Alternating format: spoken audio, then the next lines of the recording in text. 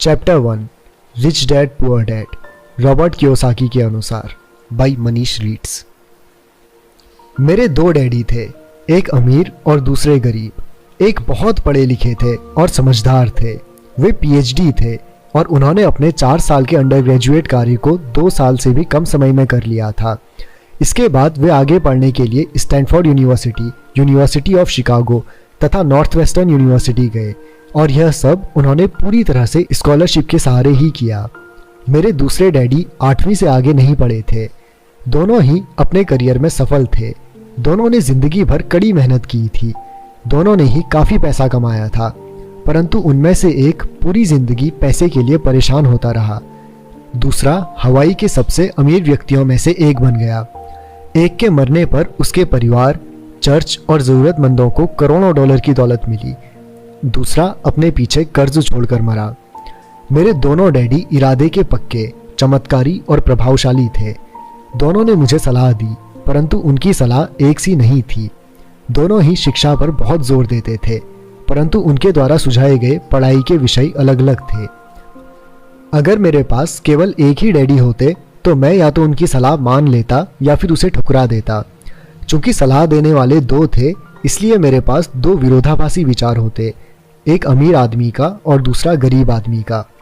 किसी भी एक विचार को सीधे सीधे मान लेने या ना मानने के बजाय मैं उनकी सलाहों पर काफ़ी सोचा करता था, उनकी तुलना करता था और फिर खुद के लिए फैसला किया करता था। समस्या यही थी कि अमीर डैडी अभी अमीर नहीं थे और गरीब डैडी अभी गरीब नहीं थे। दोनों ही अपने करियर शुरू कर रहे थे और दोनों ही दौलत तथा परिवार के लिए मेहनत करते थे, परंतु पैसे के बारे में दोनों के विचार और नज़रिए एकदम अलग थे। उदाहरण के तौर पर एक डैडी कहते थे पैसे का मोह ही सभी बुराइयों की जड़ है, जबकि दूसरे डैडी कहा करते थे पैसे की कमी ही सभी बुराइयों की जड़ है। जब मैं छोटा था तो मुझे दोनों डैडियों की अलग अलग सलाहों से दिक्कत होती थी। एक अच्छा बच्चा होने के नाते मैं दोनों की बातें सुनना चाहता था। परेशानी यह थी कि दोनों एक सी बातें नहीं कहते थे। उनके विचारों में ज़मीन आसमान का फ़र्क था, खासकर पैसे के मामले में। मैं काफ़ी लंबे समय तक यह सोचा करता कि उनमें से किसने क्या कहा, क्यों कहा और उसका परिणाम क्या होगा। मेरा बहुत सा समय सोच विचार में ही गुजर जाता था। मैं खुद से बार बार इस तरह के सवाल पूछा करता था, उन्होंने ऐसा क्यों कहा? और फिर दूसरे डैडी की कही हुई बातों के बारे में भी इसी तरह के सवाल पूछता। काश मैं यह बोल सकता, हाँ वे बिल्कुल सही हैं, मैं उनकी बातों से पूरी तरह सहमत हूँ, या यह कहकर मैं सीधे उनकी बात ठुकरा सकता, बुड्ढे को यह नहीं पता कि वह क्या कह रहा है। चूंकि दोनों ही मुझे प्यारे थे, इसलिए मुझे खुद के लिए सोचने पर मजबूर होना पड़ा। इस तरह सोचना मेरी आदत बन गई, जो आगे चलकर मेरे लिए बहुत फ़ायदेमंद साबित हुई। अगर मैं एक तरह से ही सोच पाता तो यह मेरे लिए इतना फ़ायदेमंद नहीं होता। धन दौलत का विषय स्कूल में नहीं बल्कि घर पर पढ़ाया जाता है। शायद इसीलिए अमीर लोग और ज़्यादा अमीर हो जाते हैं, जबकि गरीब और ज़्यादा गरीब हो जाते हैं और मध्य वर्ग कर्ज में डूबा रहता है। हम में से ज़्यादातर लोग पैसे के बारे में अपने माता पिता से सीखते हैं। कोई गरीब पिता अपने बच्चे को पैसे के बारे में क्या सिखा सकता है? वह सिर्फ इतना ही कह सकता है, स्कूल जाओ और मेहनत से पढ़ो।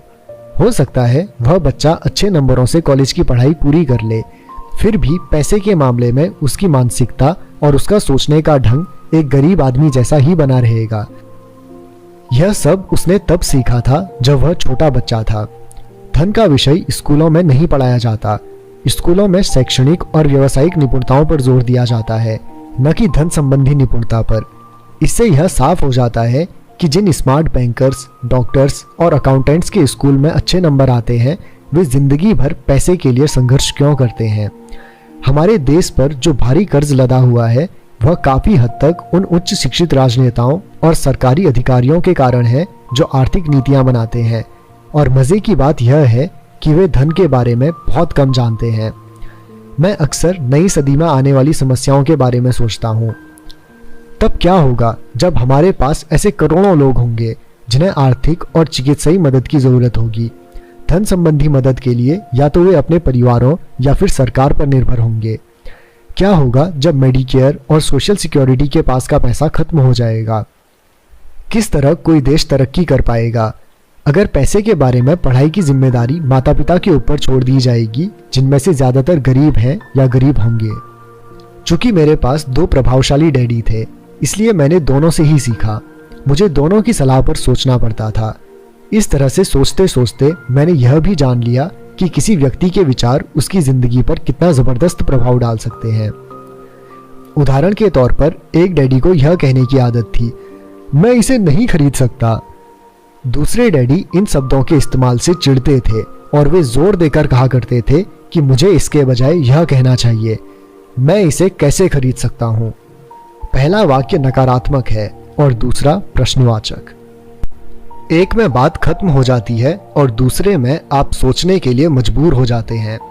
मेरे जल्द ही अमीर बनने वाले डैडी ने मुझे समझाया कि जब हम कहते हैं मैं इसे नहीं खरीद सकता, तो हमारा दिमाग काम करना बंद कर देता है।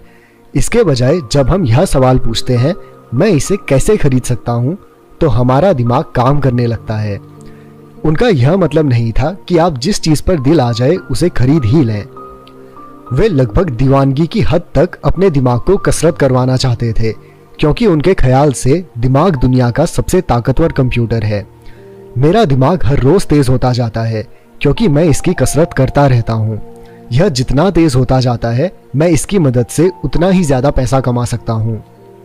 उनका मानना था कि मैं इसे नहीं खरीद सकता कहना दिमागी आलस की पहचान है। हालांकि दोनों ही डैडी अपने काम में कड़ी मेहनत करते थे, परंतु मैंने देखा कि पैसे के मामले में एक डैडी की आदत यह थी कि वे अपने दिमाग को सुला देते थे और दूसरे डैडी अपने दिमाग को लगातार कसरत करवाते रहते थे।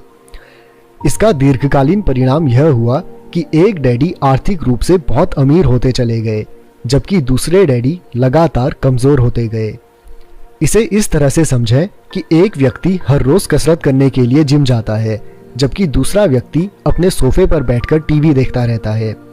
शरीर की सही कसरत से आप ज़्यादा तंदुरुस्त हो सकते हैं और दिमाग की सही कसरत से आप ज़्यादा अमीर हो सकते हैं। आलस्य से स्वास्थ्य और धन दोनों का नुकसान होता है।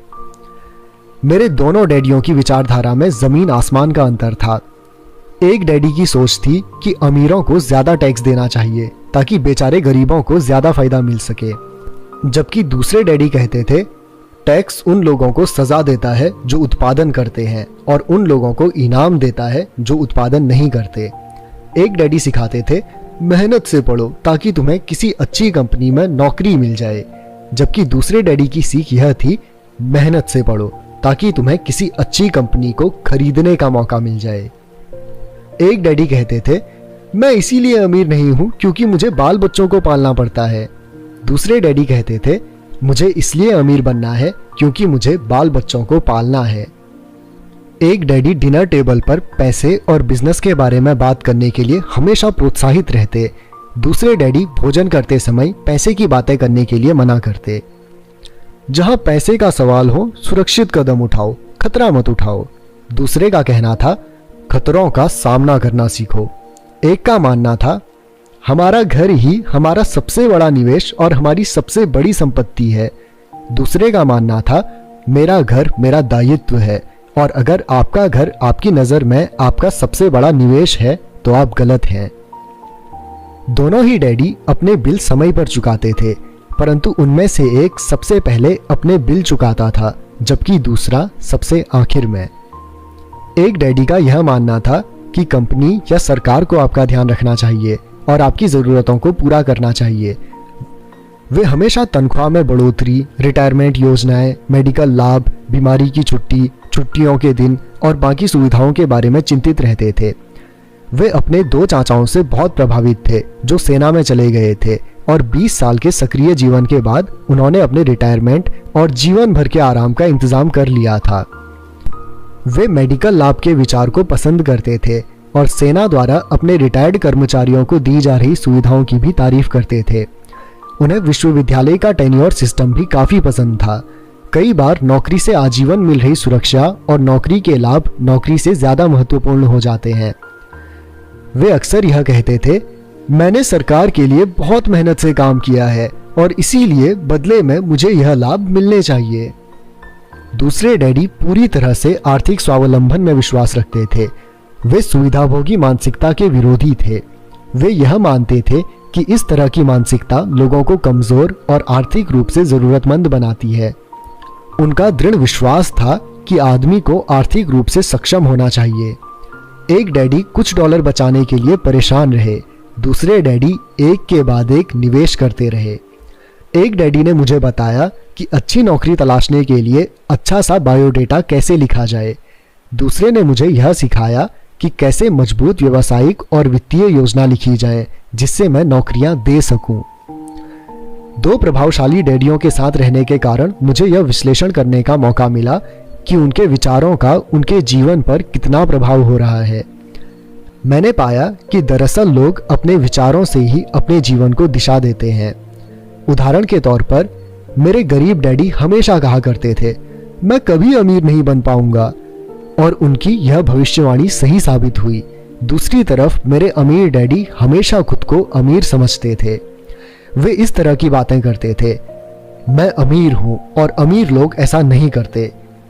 एक बड़े आर्थिक झटके के बाद जब वे दिवालियेपन की कगार पर थे, तब भी वे खुद को अमीर आदमी ही कहते रहे। वे अपने समर्थन में यह कहते थे, गरीब होने और पैसा ना होने में फर्क होता है।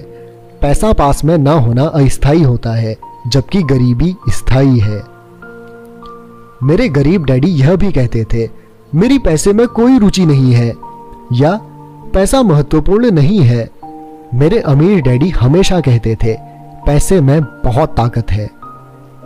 हो सकता है कि हमारे विचारों की ताकत को कभी भी मापा ना जा सके या फिर उन्हें पूरी तरह से समझा ना जा सके। फिर भी बचपन में ही यह मैं समझ गया था कि हमें अपने विचारों पर ध्यान देना चाहिए और अपनी अभिव्यक्ति पर भी।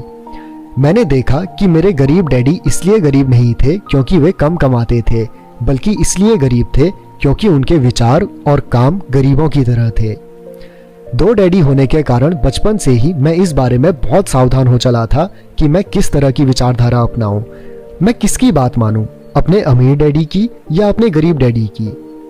हालांकि दोनों ही शिक्षा और ज्ञान को बहुत महत्वपूर्ण मानते थे, परंतु क्या सीखा जाए इस बारे में दोनों की राय अलग अलग थी। एक चाहते थे कि मैं पढ़ाई में कड़ी मेहनत करूं, डिग्री लूं और पैसे कमाने के लिए अच्छी सी नौकरी ढूंढ लूं। वे चाहते थे कि मैं एक पेशेवर अधिकारी, वकील या अकाउंटेंट बन जाऊं या MBA कर लूं। दूसरे डैडी मुझे प्रोत्साहित करते थे कि मैं अमीर बनने का रहस्य सीख लूं, यह समझ लूं कि पैसा किस तरह काम करता है और यह जान लूं कि इससे अपने लिए कैसे काम लिया जाता है। मैं पैसे के लिए काम नहीं करता, इन शब्दों को वो बार बार दोहराया करते थे। पैसा मेरे लिए काम करता है।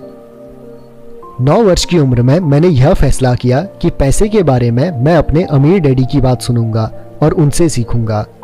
यह फैसला करने का मतलब था अपने गरीब डैडी की बातों पर ध्यान ना देना। हालांकि उनके पास कॉलेज की बहुत सी डिग्रियां थी जो मेरे अमीर डैडी के पास नहीं थी। रॉबर्ट फ्रॉस्ट का सबक।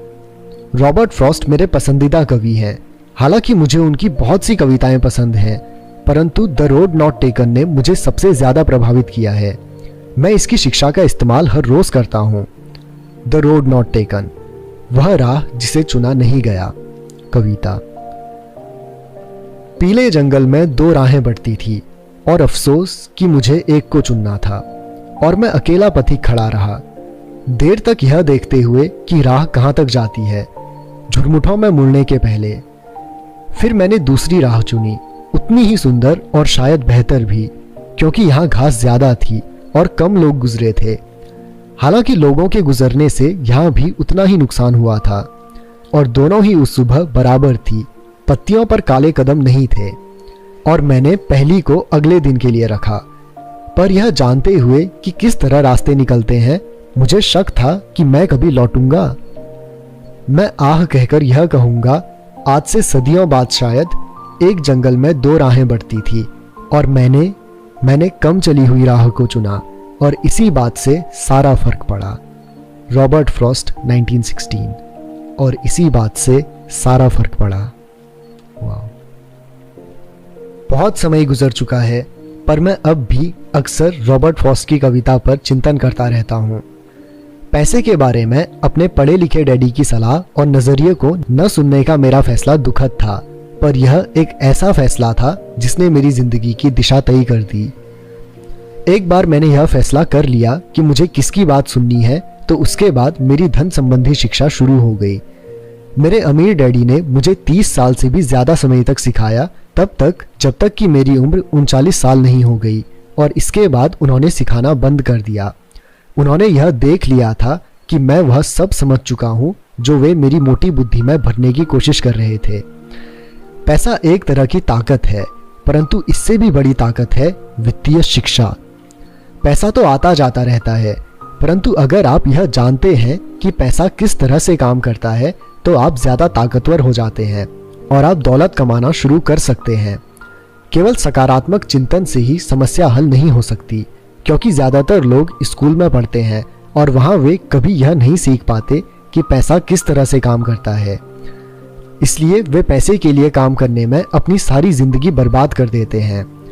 मेरी शिक्षा जब शुरू हुई थी तब मैं केवल 9 साल का था, और इसी कारण मेरे अमीर डैडी ने मुझे जो पाठ पढ़ाए थे वे बहुत आसान थे। और सारी बातों को छोड़कर विचार किया जाए तो उन्होंने मुझे 30 सालों तक कुल 6 महत्वपूर्ण पाठ पढ़ाए। यह पुस्तक उन्हीं 6 पाठों के बारे में है, और इसे भी उतना ही आसान बनाने की कोशिश की गई है जितना कि मेरे अमीर डैडी ने इन्हें मेरे लिए आसान बनाया था। यह पाठ आपके लिए जवाब की तरह नहीं लिखे गए हैं, बल्कि मार्गदर्शक की तरह लिखे गए हैं। ऐसे मार्गदर्शक जो ज्यादा अमीर बनने में आपकी और आपके बच्चों की मदद करेंगे, चाहे बदलती हुई इस अनिश्चित दुनिया में कुछ भी होता रहे।